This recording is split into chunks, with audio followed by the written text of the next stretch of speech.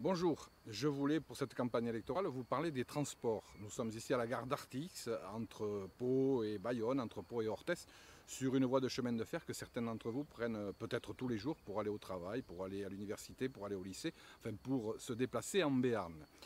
Sachez que depuis quelques années, on a dépensé beaucoup d'argent pour une LGV entre Tours et Bordeaux et que nos collectivités, ici en Béarn, le département, la communauté d'agglo de Pau, ont payé plus de 30 millions pour cette LGV entre Tours et Bordeaux et qu'on a mis beaucoup d'argent public dans une ligne qui sera gérée par une entreprise privée qui en ramassera les bénéfices.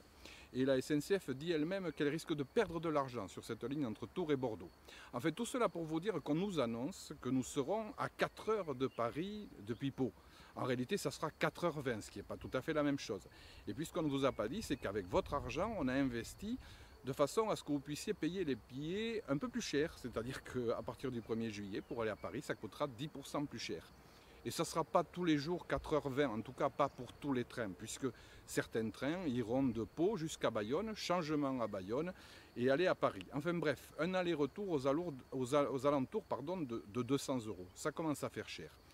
Moi je pense qu'on aurait pu dépenser l'argent public un peu mieux, par exemple pour rénover cette voie, pour faire en sorte que les trains du quotidien, ceux que vous prenez tous les jours, arrivent à l'heure, soient plus nombreux, soient plus sûrs, soient plus fiables. On aurait pu rénover la ligne entre Pau et Saragosse, on aurait pu améliorer les liaisons entre Bayonne et Toulouse, enfin faire autre chose que de chaque fois renforcer ce qu'on appelle le centralisme parisien. La LGV, ça a été le petit jouet de beaucoup d'élus, qui a coûté très cher, qui va nous coûter cher, et qui finalement ne va pas rapporter grand-chose au Béarn. Alors, pour bâtir l'avenir du Béarn, il faut voir les transports autrement. Et nous tabasti la biene du Béarn, que obede le transport d'une auto feisu. Merci de m'avoir écouté. Merci de m'avoir écouté.